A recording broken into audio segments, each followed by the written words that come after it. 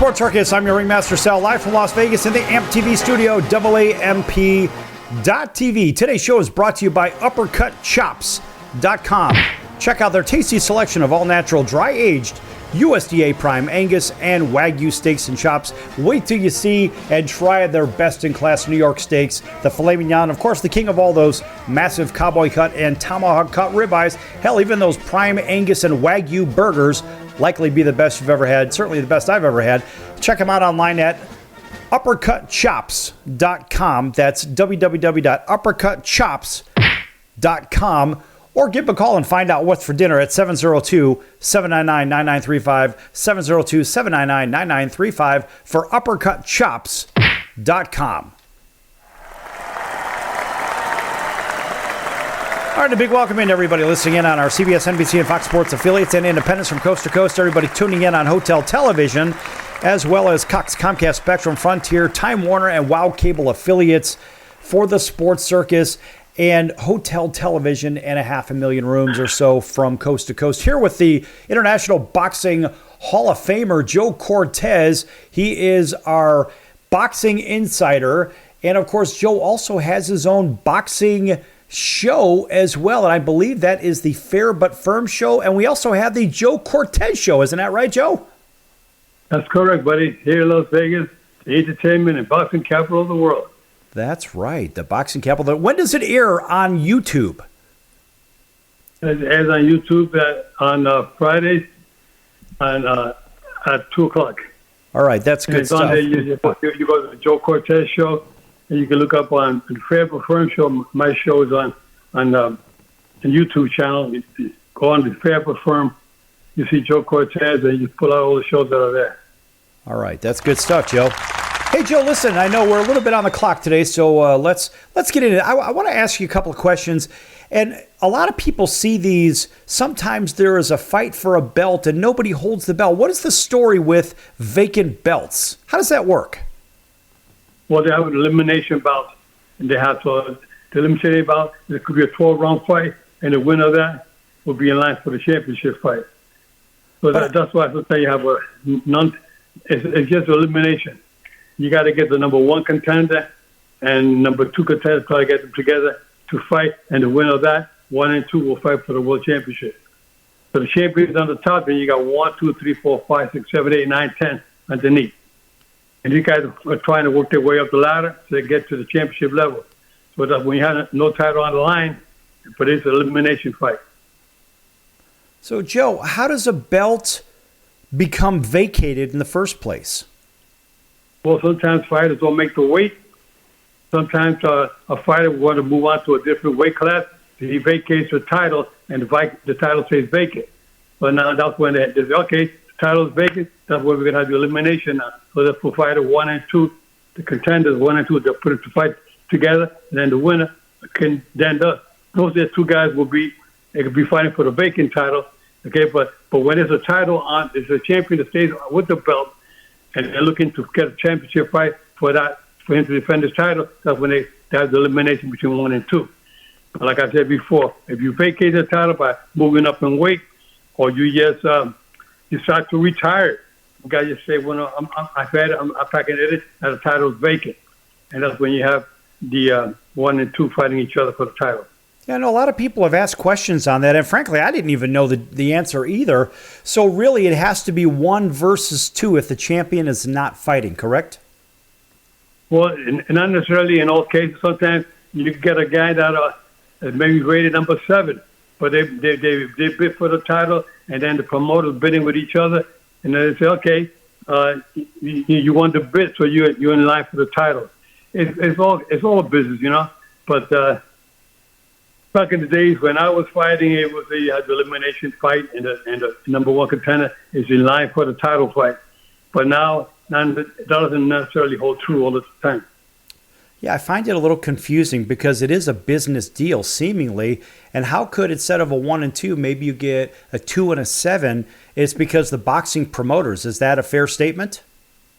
Yeah, they're boxing promoters, the networks. You know, and the fans, sometimes the fans, they're like, Manny Pacquiao's retired. And they say, you know what? Manny Pacquiao wants to make a comeback. And they know he's a big draw, and he's going to have a lot of viewers, pay-per-view, for the promoters and the sanctioning parties come to an agreement and say, you know what, let's make it happen because that's what the fans want to see. So they put a fight together. You know, that's how that happens. That's interesting. I think there needs to be some kind of a standard explanation for people that watch fights but they don't understand it. And listen, that's why you're with us on the Sports Circus every week. And of course, we air this on Wednesdays every week. It's the Joe Cortez segment from, of course, the fight capital of the world in Las Vegas. And of course, Joe talks about all boxing everything on the Joe Cortez Show. And of course, Fair But Firm. And you can find that on Fridays on YouTube. And so, Joe, when we think about vacant belts, we also think about sometimes boxers will retire. Maybe they can't make weight, or maybe there's something. And sometimes they lose their heart for boxing. As Anthony Joshua had stated previously, he just lost his heart for boxing. Now, I know you're a two-time Golden Gloves champion, right? And how do you lose your heart for boxing?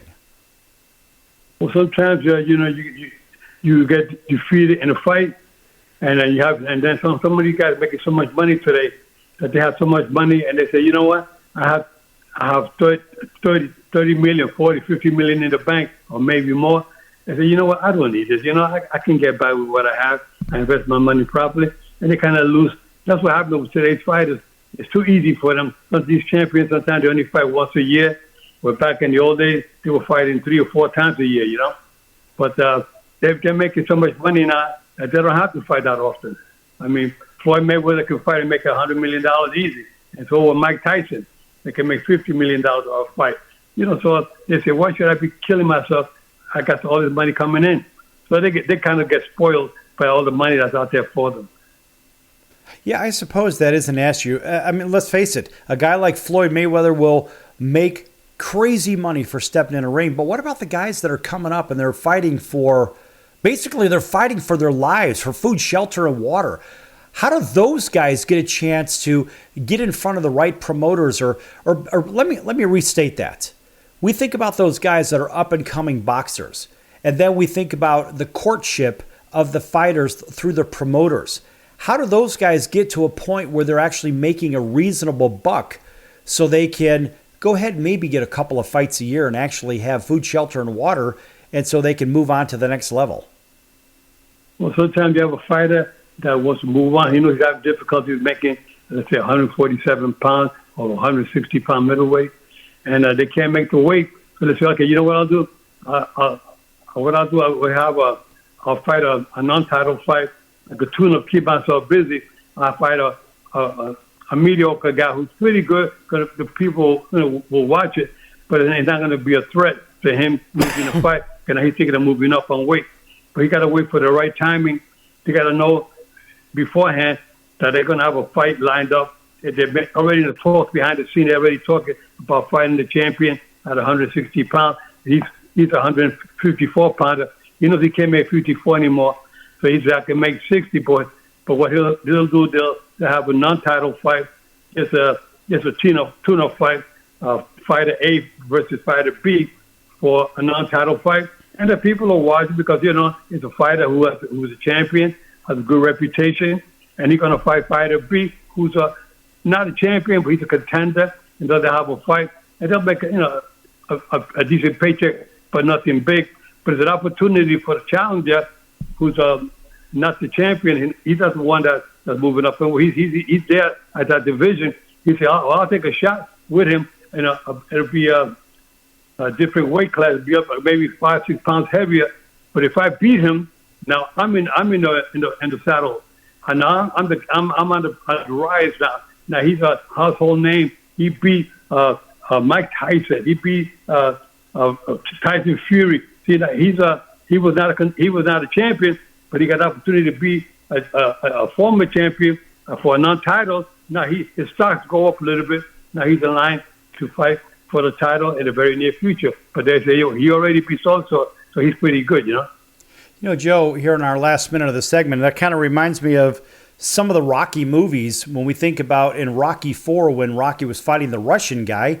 and they were not fighting for the title. It was supposed to be an exhibition when Apollo Creed got killed and killed off in the movie series.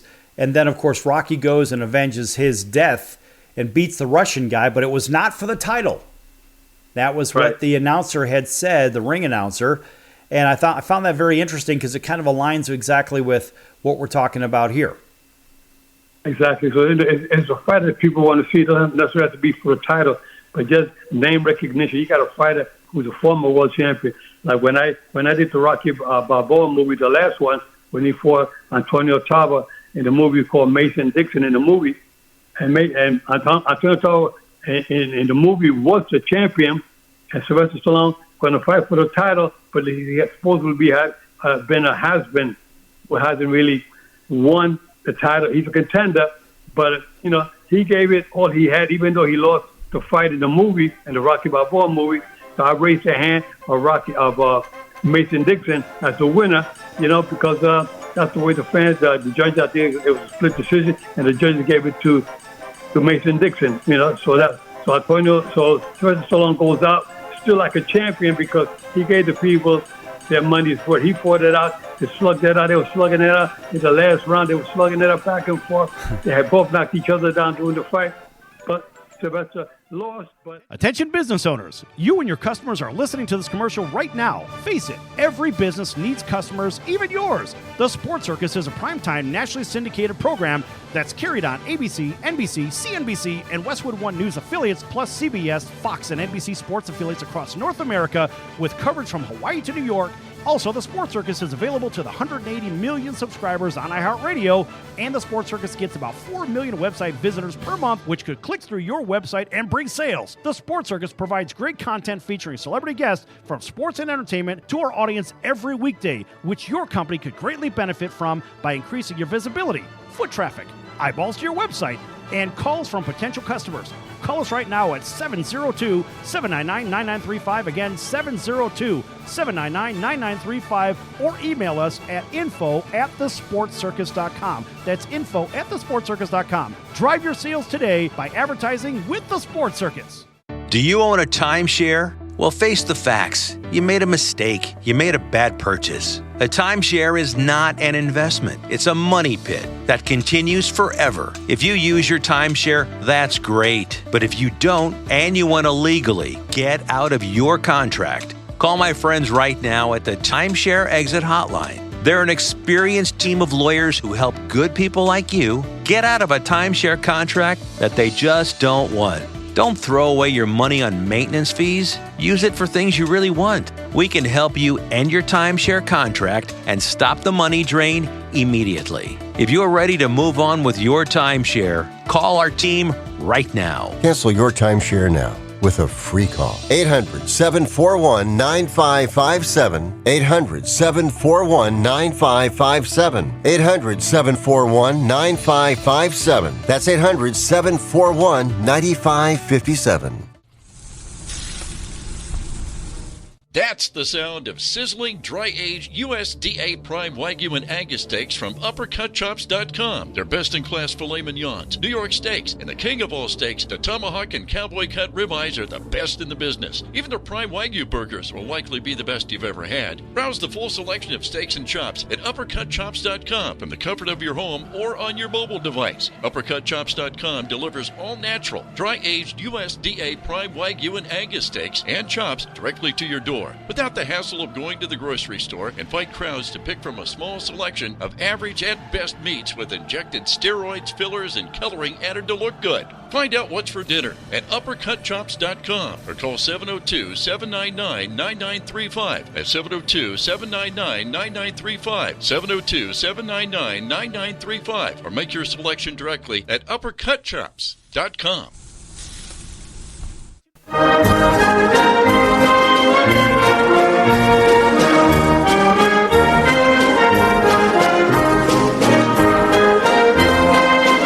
Welcome back to the Sports Circus. I'm Roy Firestone. Now it's time to throw it back to Sal.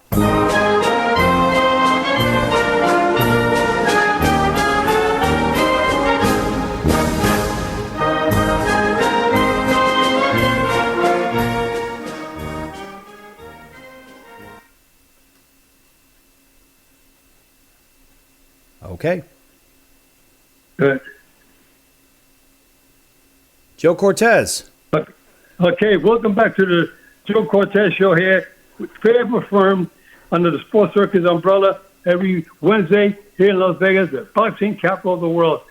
Fans, I'm so excited to be on the show here because I'm able to express my thoughts about boxing. I'm no longer a referee, but I did my DNA test the other day and tested positive for boxing. You know, there's boxing in my blood. That's all it is.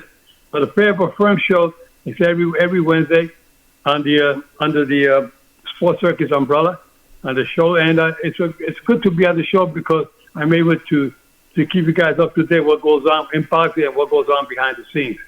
How you doing, Sal? Everything's great. And that's Joe Cortez, International Boxing Hall of Famer. Of course, make sure you check out his program on Fridays on YouTube, right here every Wednesday on the Sports Circus under the big top. Check out that Joe Cortez Show segment right here. And we, last segment, talked about vacant belts, losing your heart for boxing, maybe a little example of Anthony Joshua. I got something for you here, Joe. What about the mix of boxing versus MMA? Give me your thoughts on that. Well, let me tell you, I remember a couple of years ago, Conor McGregor was going to challenge Floyd Mayweather, and we know that Conor McGregor never fought, a professional bout in his life. He's a champion, MMA, real good, but they put him together. It was all about the money they were making because I believe Conor McGregor made like $100 million, and I think Floyd Mayweather made like $150 million. After all the sponsors and everything, they made big money. It's a big business for both of these guys. And I would say they called me in to train Conor McGregor to teach him the rules on boxing. So while he was sparring in the ring, for 5 weeks that I was with him, I would be in there refereeing. I would correct him if he did something wrong. And every time he made a mistake or something, I would warn him like it was a real fight. And then I would even take points away from him during the sparring session to show him this is what will happen if you commit these fouls in a real fight. And I remember Robert Byrd was the referee for that fight, and he handled it pretty good, and they ended up going to 10 rounds. People think it was going to go 2 rounds, and maybe they're going to knock this guy out, but it went 10 rounds, and Conor McGregor, showed that he had a little something. He had the heart, but he was so fatigued because the pace of boxing, as you all know, is much quicker than it is in MMA. So he lasted 10 rounds, and he walked away with a cool. He never got hurt. He got stopped because of fatigue. The referee wisely stopped the fight. But there's a big difference when it comes to boxing and MMA. Now, if it would have been an MMA fight versus the boxing, it would have been with the rules on MMA. Perhaps it would have been the other way around. Maybe Conor McGregor would have won the fight. So I remember years ago, there was a fight, a heavyweight title fight by a very well-known fighter named Muhammad Ali. He boxed a Japanese kickboxing fighter, and Muhammad Ali stayed on the camp. He was like kicking this guy. He was just trying to, vice versa. He was maybe the Japanese guy would be on the floor trying to corner Ali.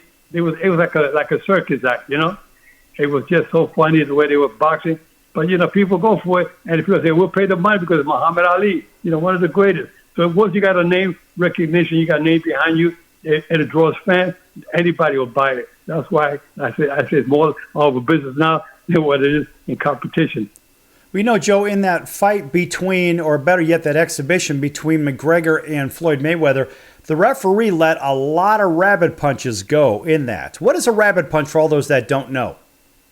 One of those punches behind the head, those illegal punches, and I warned Conor McGregor about that during the sparring session. As a matter of fact, I even took points from him during the sparring session for doing that. And I told the referee, listen, you're going to be in this fight. You got to be careful. Don't let him hit the rabbit punch you behind the head. But I guess it was such a mega fight that the referee maybe, I don't know why he didn't take points, but maybe he felt it wasn't that serious, so he let him get away with it. Mayweather wasn't complaining too much about it, so he let it go. But if it would have been me, I would have given him a strong warning. And if he would do it again, then I would take points from him, and it could end up going to a disqualification. But that's why people want to know who's the referee in the fight, and they know it's a no-nonsense referee. They know it's going to be a good fight.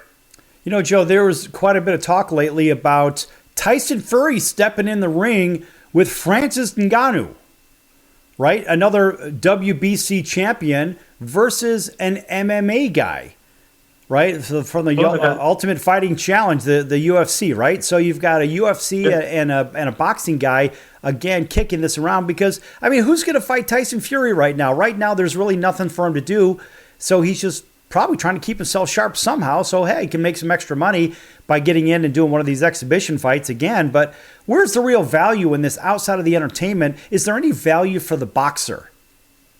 No value. The other thing is that, he's laughing his way to the bank. He's making $50 million to fight a guy that never fought in his life with the boxing, and they're going with the boxing rules, not with the MMA rules. So, he's going to make like I said, it's a business. The promoters put it together because he doesn't lose his title because there's no title on the line, and then he can make $50 million. Why not? The promoter's going to get their cut. Everybody get a good cut out. The networks get their cut.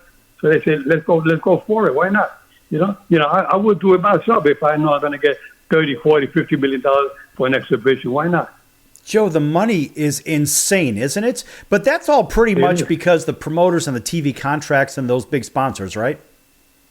Yeah, the sponsors say, we'll pay for it because we know people are going to buy the pay-per-view. It's going to be a pay-per-view event. So, all of them, it goes for $100 for a pay-per-view or $79, whatever it is. But you get 100, 200 million people around the world watching.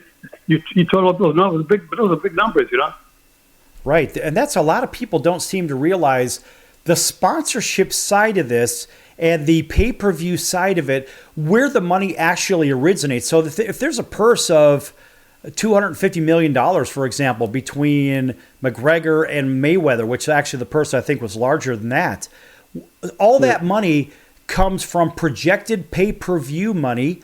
It also comes from the big sponsors, from the big beverage companies or whatever companies. Exactly. Is that correct? Exactly. Yes. You like the Super Bowl Sunday, the commercials are 30-second commercial. They cost like $7 million for a 30-second commercial. That's a lot of money. Every sponsor putting a lot of money. How many commercials they had on the Super Bowl Sunday? You see, you total up all those 30-second commercials or 1 minute commercials. I mean, they know there's hundreds of millions of people watching the game. The sponsors say we paid up money because they're going to make so much more, with their product. Even Rihanna, who was performing that day, they were talking about her line of clothing and makeup. So she has so many businesses that she has. That's why she's a billionaire today, because billionaire in all sports is big. It's all most of it comes from the sponsors. Yeah, it's unbelievable. I mean, the way the money flows in these is one thing, but then, you get the money from the sports books, so that fuels the public to buy those things and to watch these things as well. You've got all the betting and all the fantasy betting and all this other crap. I mean, Joe, it is the biggest money racket that I think I've ever seen in my life. Well, I'll tell you, it's like holding up a bank illegally, you know what I mean? Right. Yeah. I mean, you think about how much money these people make, and you just wonder, geez, I mean, is it going to hit $1 billion per event? Yeah, it can happen because that's the way it's going these days. Money in sports. I mean, you got this guy with the name of Tom Brady, who retired from football. Now he's going to be becoming a commentator with Fox Sports, and I understand it's a couple of $100 million, for that he's going to be making as signing up with them. So that goes to show that there is money. People are paying the money because they know they're going to listen to somebody knows that what they're talking about. You got one of the better men loved in sport, boxing. I mean, in football, Tom Brady. So people want to buy it. The TV network say we want him because he knows the sport. People know who he is. He's going to be talking about the game, and he knows what he's talking about. So people say, yeah, I want to tune in because Tom Brady. We're going to listen to him. He's one of the best ever in football history. So that's why they get those kind of money, Right, Joe. I think they're going to. I'm thinking of making a comeback myself. Put the gloves back on again, man. Yes. We want to see that. But Joe, listen. In the last couple of minutes here, actually, you got about 1 minute. Take about 1 minute and tell everybody where they could find the Joe Cortez Show, Fair But Firm, and go ahead and start now. Well, you can watch the Fair But Firm show on the YouTube channel. You can find it any day of the week. But we go on live on Wednesday here with the Sports Circus. And then you have the Joe Cortez show comes on Friday, and that's on Facebook and on YouTube as well. Now, today, I would remind you guys, today is the 30-year anniversary of the night that I referee Julio Cesar Chavez against Greg Haugen in Mexico City, Seca Stadium, with 136,000 fans. That's the largest crowd in the history of boxing to ever attend an event. So it was amazing. It's 30 years. It could seem like it was yesterday. I remember walking into that stadium. I looked around, looked all as far as I could see to the left, as far as I could see to the right. I'm in the center of that ring. And Julio Cesar Chavez, when he came out, that dressing room towards the ring, that place they were crazy. I don't think there was one person in there that was rooting for Greg Haugen from Henderson, Nevada. He went in there to try. He was trying to talk himself into beating a Chavez. And Chavez put him down the first round. I ended up stopping the fight in the fifth round with a technical knockout. Chavez being the winner. All right, well, Joe, listen, thanks for coming on to the Sports Circus today. And, of course, we're going to be back here in just a few minutes with lots more to come. Again, Joe Cortez, International Boxing Hall of Famer. Check him out on YouTube on Fridays, Joe Cortez Show, and, of course, Fair But Firm. Back here in a few minutes, folks. Don't go anywhere.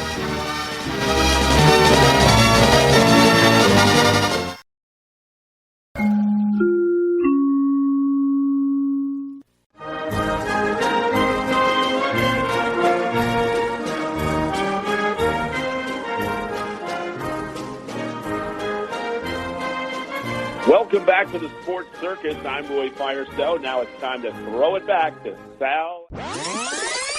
My favorite one had to do with the Green Bay Packers. And I love the fact that they dealt off Ty Montgomery because of a blown assignment. Green Bay isn't Green Bay unless they have a good running game. Then they can win 10 Super Bowls. The fact is, you don't have a running game. You've got 70% passing, and that's not where Aaron Rodgers needs to be. He needs to be in a position where he's got a running game to offset the passing game and so forth. I like the move. Green Bay didn't have a running game anyway, so all they're doing is saying, we're going to get rid of you because you don't follow instructions. Well, he made one of the most boneheaded plays I've ever seen. There's 2 minutes and 5 seconds on the clock.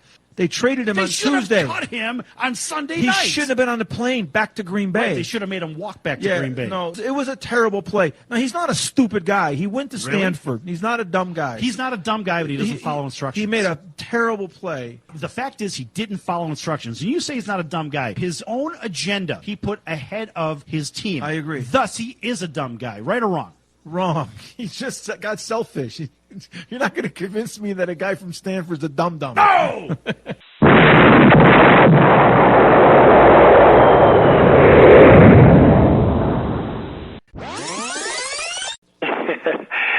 Yeah, this is Sidney Justin from the Miracles.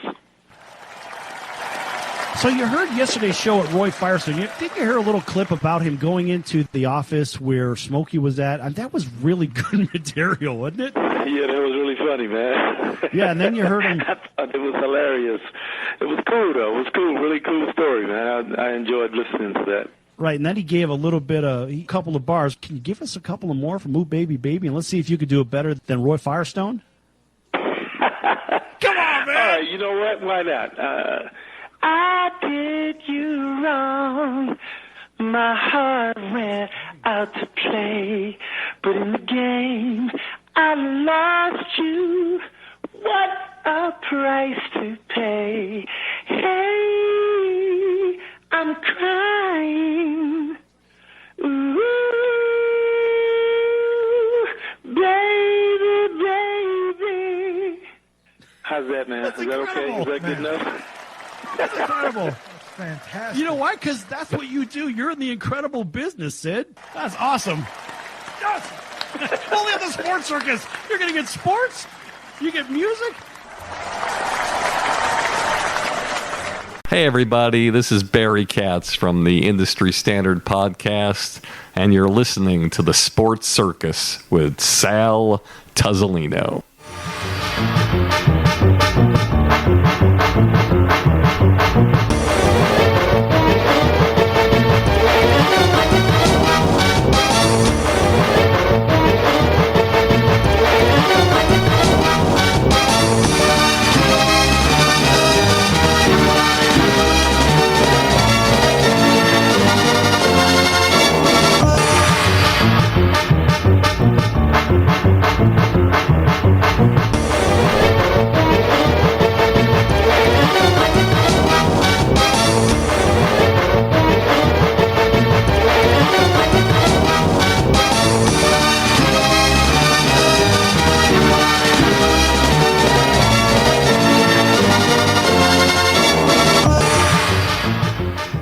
Welcome to the Sports Circus. Welcome right back to the Sports Circus, of course.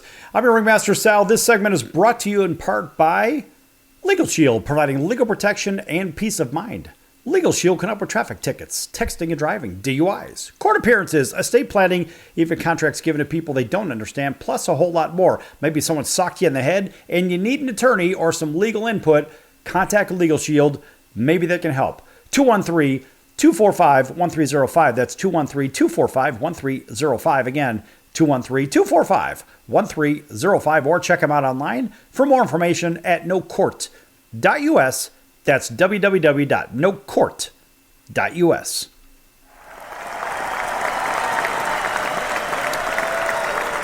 And a big welcome back to everybody listening in on our CBS, NBC, and Fox Sports affiliates from coast to coast. Of course, including our friends over in Honolulu on CBS Sports 1500 KHKA, all the way over to our friends in Las Vegas, KQQY. And, of course, in Atlanta, Georgia, WDJY. Thanks for joining us there, as well as Auburn, Alabama, WAUD, home of the 2021 World Champion Atlanta Braves, and all of our other independents and network affiliates from coast to coast. Hotel television in over 500,000 rooms, and, of course, Cox, Comcast, Spectrum, Frontier, Time Warner, and WOW Cable affiliates in select markets as well. All right, we just had the Joe Cortez Show segments here on the Sports Circus for the first half of the show. Make sure, in case you missed it, you go back to thesportscircus.com and click on our recorded shows page, which are all the podcast ones, whether it's Apple or Amazon or iHeart or Spotify or Audible, etc., We're everywhere, folks. You can't get away from us. And also, while you're there, in fact, check out the sportscircus.com's partners as well. Lots of great partners that have been with us since the very beginning. All right, going to jump into the NFL here. Of course, we have already had our Super Bowl discussion, but this deals with right here in Las Vegas, those Raiders. In fact, the Raiders make Derek Carr, his release, official, of course, ahead of a deadline. That's according to NFL.com. The question is, where will he sign? And so, the Raiders informed Derek Carr today that they've released him. Carr's agent, Tim Younger, confirmed in a news statement saying, quote, "We wish the Raiders the best of luck. This is a tough part of the business.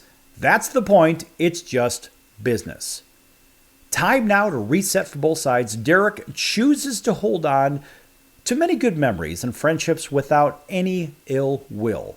That's who he is. Onward and upward," close quote.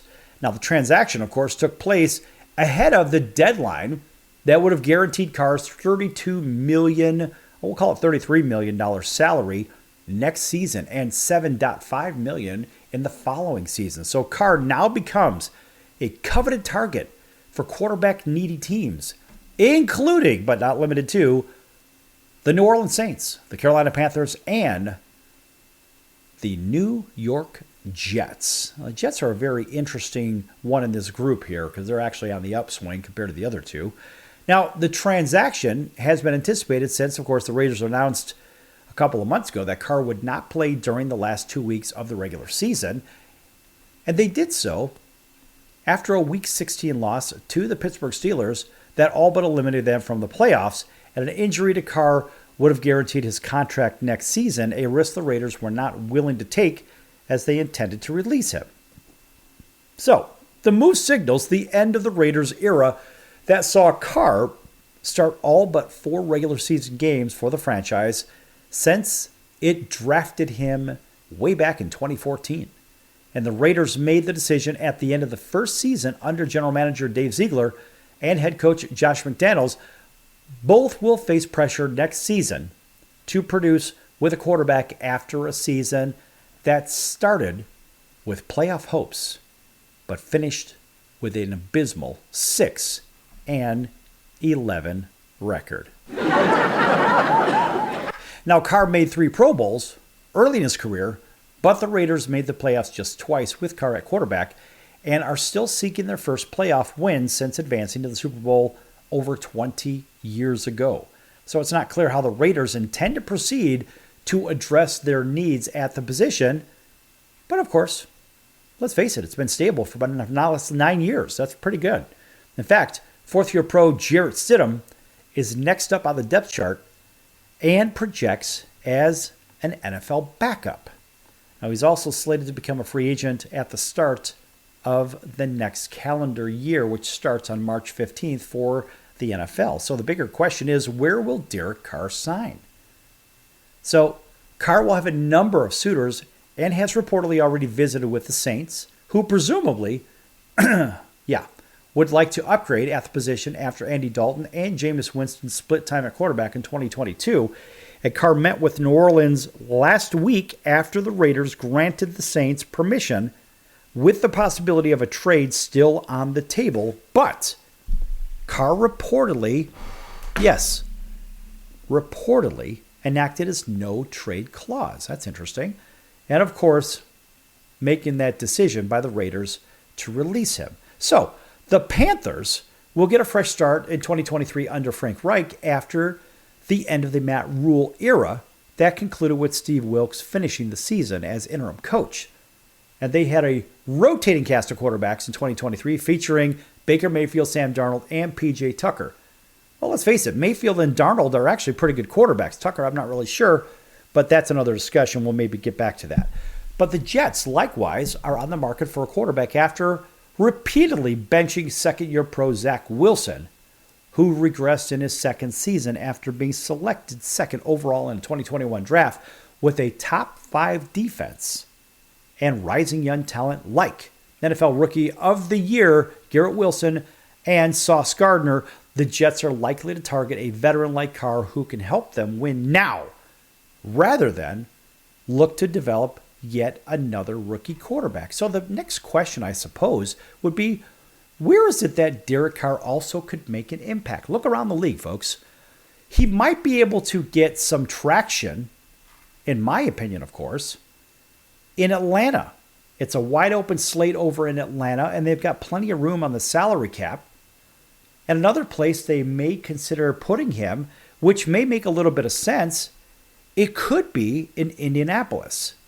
I mean, look, there are a lot of opportunities for this guy, and we think about the teams.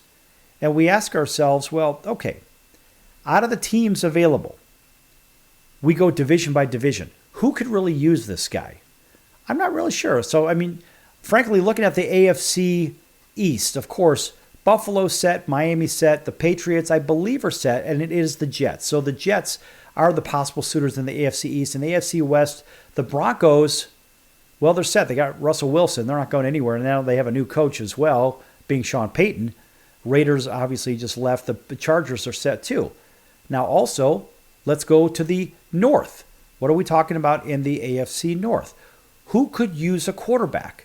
Well, we know that the Ravens have their guy. The Bengals have their guy. The Browns allegedly have their guy, Deshaun Watson. They paid him $200 and some odd million bucks. And the Steelers may be a suitor. How about the AFC South? The Texans are a definite suitor. The Colts, we've mentioned, as a suitor. Jacksonville's got their guy. Tennessee may be a suitor as well. Let's shift over to the NFC South. Atlanta, we mentioned. Carolina, we mentioned. The Saints, we mentioned. The Buccaneers are a very possible suitor. And I would say the dark horse in this could be the Tampa Bay Buccaneers.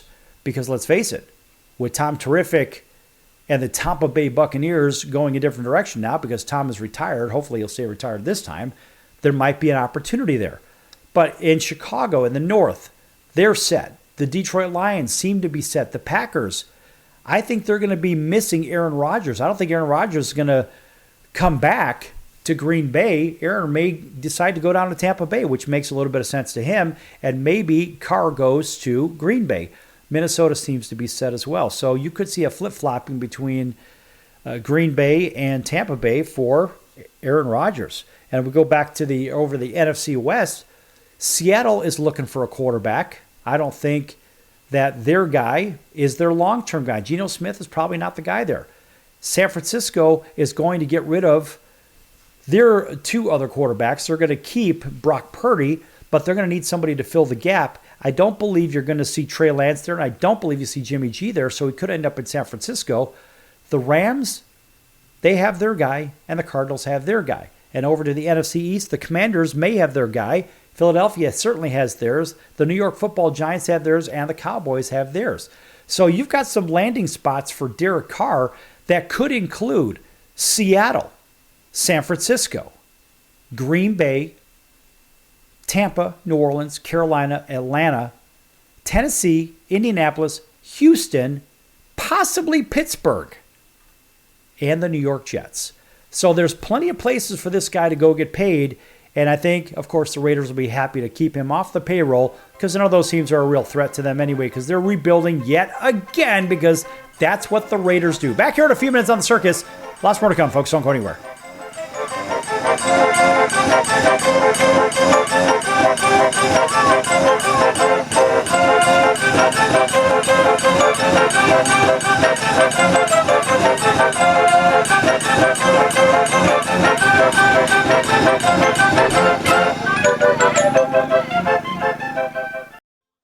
I don't know what the big deal about Cracker Jack is. Did you ever go and buy a pack of Cracker Jack thinking you're going to get a prize and find no prize in the box?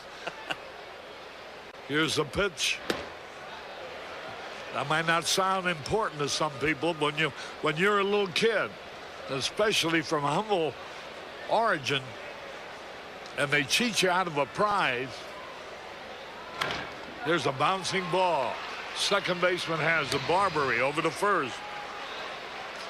It's hard to think in laudatory terms of the product. I take it there was an occasional box of Cracker Jacks that found no prizes for the little Harry Carey many years ago. You got that right. And boy, when a box of Cracker Jack to me meant a lot of money. Here's a pitch, bounce foul. That's the most asinine marketing I've ever heard of. One ball, one strike. These guys say, well, you sing about Cracker Jack. I said that I only sing it because it's in the song. Here's a pitch foul back. And I wouldn't be a bit surprised, even to this day, some youngsters who buy a box of Cracker Jack don't find a prize in the box. One ball, two strikes, 2 out. Well, if you're going to talk about our congressman being crooked, here's a pitch foul out of play. Why not talk about commercial products that don't do what they represent to do?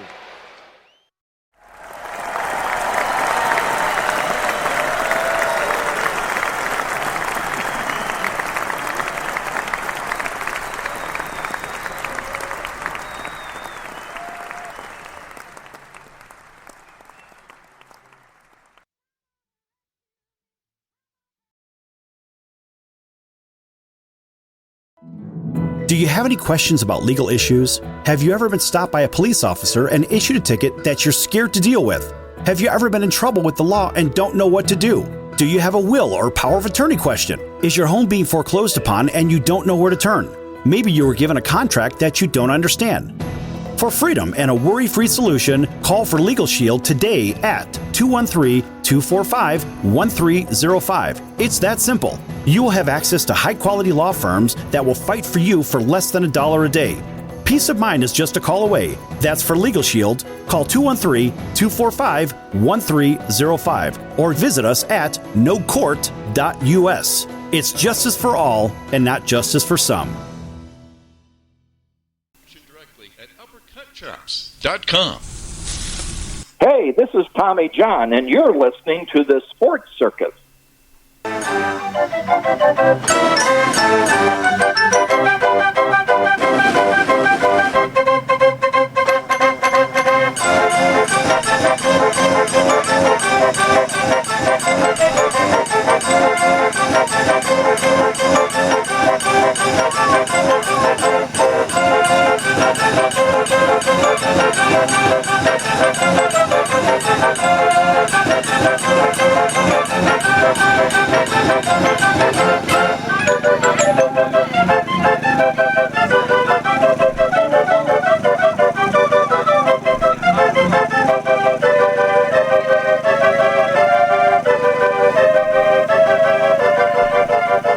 Welcome back to the Sports Circus.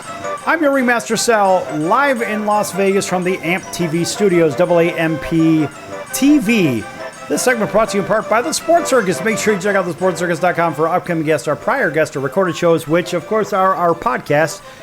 But they're recorded in full. They're not edited. We don't fix it in the mix. It is what it is. We leave it out there, folks. So whatever we say on the show, well, guess what? It's going to be out there. So all mistakes are in, and that's what we do. We are an FCC-regulated show, unlike the 2 million-plus podcasts that are sitting out there.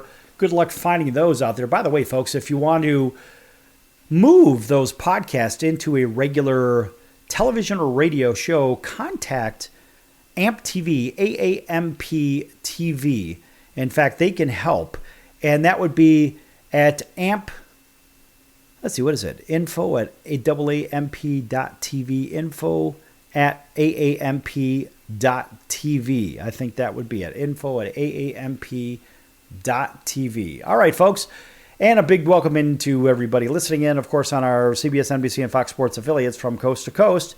All of our TV affiliates, everybody streaming, etc. Thanks for joining us. Back here talking a little football. Last segment, we talked a little bit of NFL and, of course, Derek Carr. But, of course, the Raiders were the center point of that discussion. A lot of people like the Raiders. A lot of people hate the Raiders. But they're always a big topic. And, in fact, here's something interesting. Even leading the NFL in dead money, the Raiders actually have, yes, the third most cap space. Okay, how does that even happen? Who the hell knows? But anyway, cleaning house, of course, can be costly, and the Raiders' new regime went about remaking the team in their chosen image, and in the process, racked up a league-high $29.4 million in dead money, according to OverTheCap.com. And of course, the latest dead money to be added to the team tally, of course, comes from that release of Derek Carr. General Manager Dave Ziegler signed Carr to an extension prior to last season, which came with $25 million of guaranteed at signing. Not bad, huh? Not bad at all. Show me the money! And of course, of that, $5.6 million remains, and that amount added to their previous $24 million moves the Raiders past the Carolina Panthers at $28.4 million for the most dead money in the league. That's unbelievable. How does that even happen? Now, on the other hand, the fact that Carr's release also saved the Raiders $30 million on their cap right now, and another $5 million off next year's cap. So maybe there is a little bit of relief there. These numbers are so ridiculous, it's hard to even imagine. Imagine how many pizzas can you buy, of course, with $30 million. That's a lot of pizzas. In fact, for that reason, despite their league-leading dead money, the Raiders still currently possess the third most cap space in the league. Currently, the Raiders sit at $48.4 million in available cap room. Only the Bears and another have more space. In fact, the Bears have $94.4 million, and $56.5 have more. So the Bears are in good position. The bigger question is, what are they going to do for the club offensively when you've got a quarterback that runs for his life? And, well, frankly, he's not that good. I mean, it is what it is, folks. So for all you Bear fans out there, sorry. The reality is Justin Fields may be good. He may be elusive. The problem is it appears as though he, in my opinion, he throws at the target he's looking at all the time. He doesn't look off the defenders. He throws a lot of bad footballs. And that's his first choice. That's not running for his life. So not only could the Bears cannot really protect this kid, but more importantly, this guy has fundamental issues, in my opinion, as a quarterback, and he needs to learn a lot. And so the Bears are going to spend a bunch of money, hopefully, to protect this kid, give him somebody to throw to outside of Darnell Mooney. But ultimately, the Bears got a lot of work. And speaking of staying in that same division, how about Aaron Rodgers is due $58 million? $58 million next season.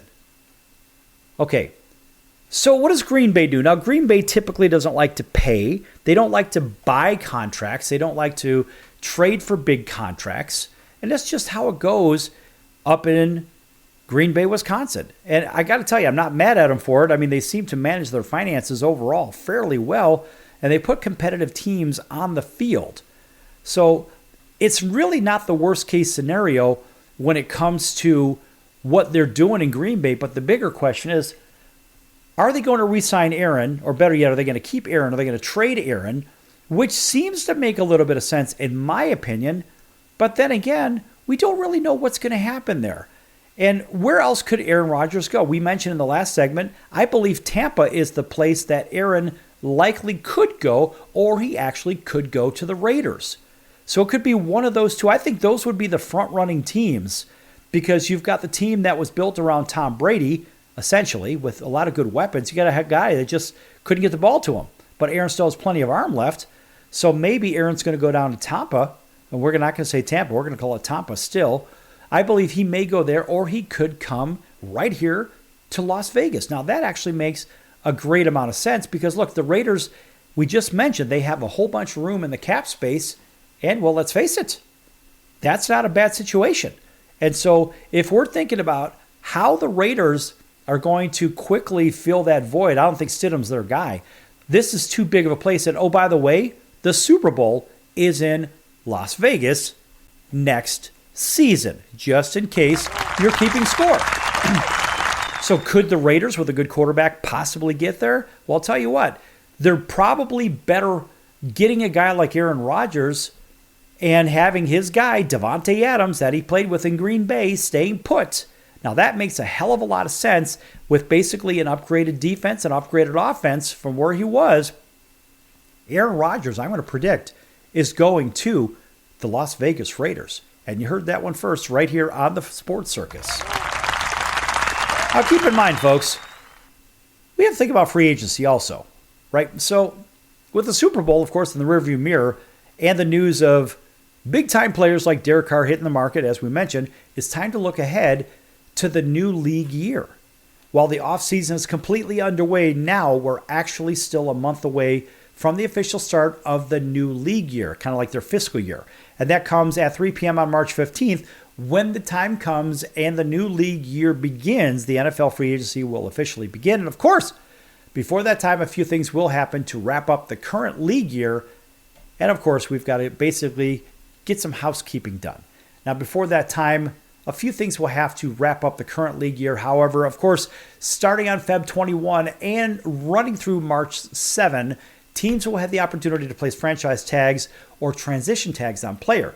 And that could take potential free agents off the market before it even opens. For instance, it's widely speculated that the Chiefs could take this route with left tackle Orlando Brown Jr., which means Ryan Poles would never have the opportunity to bring him to Chicago. And general managers will also have until 3 p.m. on March 15th to submit qualifying offers to restricted free agents and tenders to exclusive rights free agents. Now, that doesn't mean general managers will first contact agents about their clients' rights when the new league year begins. The NFL has a negotiation period that begins at 11 a.m. on March 13th so that the teams can be ready to sign players right when free agency begins 2 days later, bringing it back to the Bears.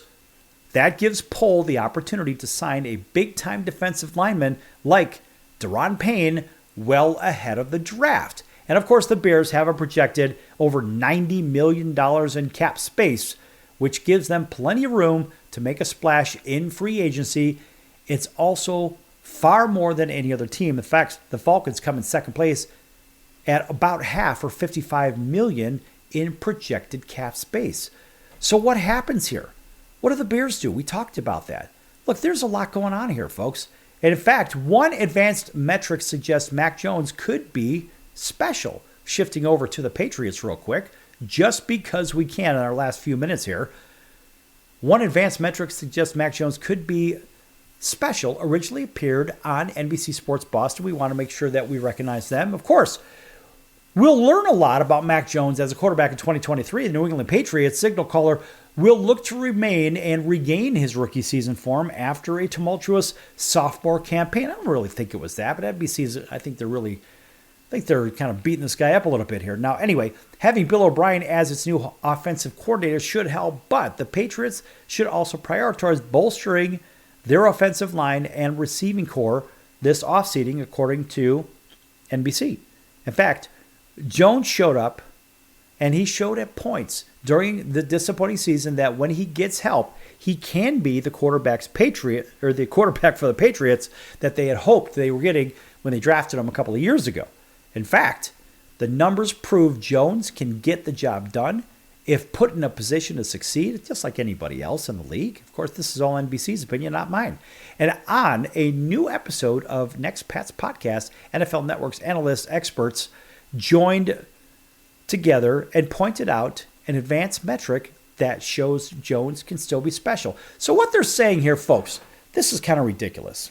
I got to tell you, I'm just going to stop right there with this whole nonsensical NBC article because I don't like the way that they've stated it. In my opinion, they're saying, well, the way I look at it, the best you could do is get him clean from the pocket, whatever the hell it is. Then some other person says, well, I think Mac Jones is in a good spot. First of all, I'll even have Bill O'Brien, whatever. It doesn't matter. Folks, look, this guy was drafted because he was pro-ready. When he came out in the draft, he was the most pro-ready quarterback. Bill Belichick said, I want this kid. He's good. Maybe he probably could use a better quarterback's coach. Maybe some tutelage there. But this guy had all the tools coming out of Nick Saban's system down in Alabama. And this guy was ready as a quarterback.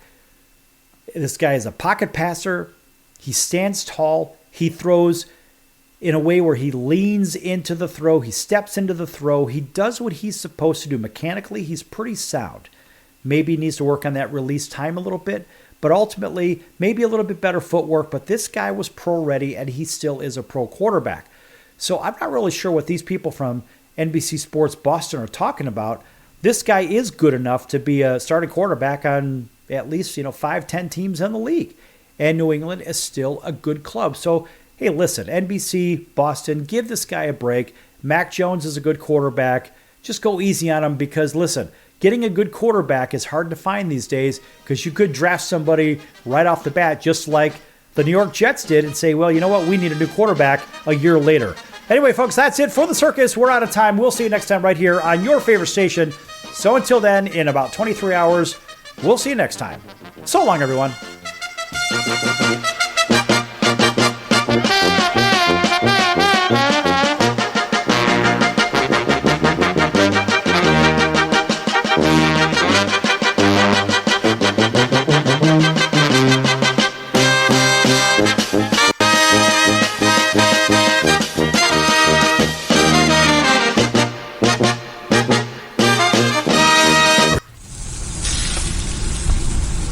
That's the sound of sizzling, dry-aged USDA Prime Wagyu and Angus steaks from UpperCutChops.com. Their best-in-class filet mignons, New York steaks, and the king of all steaks, the tomahawk and cowboy cut ribeyes are the best in the business. Even their Prime Wagyu burgers will likely be the best you've ever had. Browse the full selection of steaks and chops at UpperCutChops.com from the comfort of your home or on your mobile device. UpperCutChops.com delivers all-natural, dry-aged USDA Prime Wagyu and Angus steaks and chops directly to your door, without the hassle of going to the grocery store and fight crowds to pick from a small selection of average at best meats with injected steroids, fillers, and coloring added to look good. Find out what's for dinner at UpperCutChops.com or call 702-799-9935. That's 702-799-9935. 702-799-9935. Or make your selection directly at UpperCutChops.com.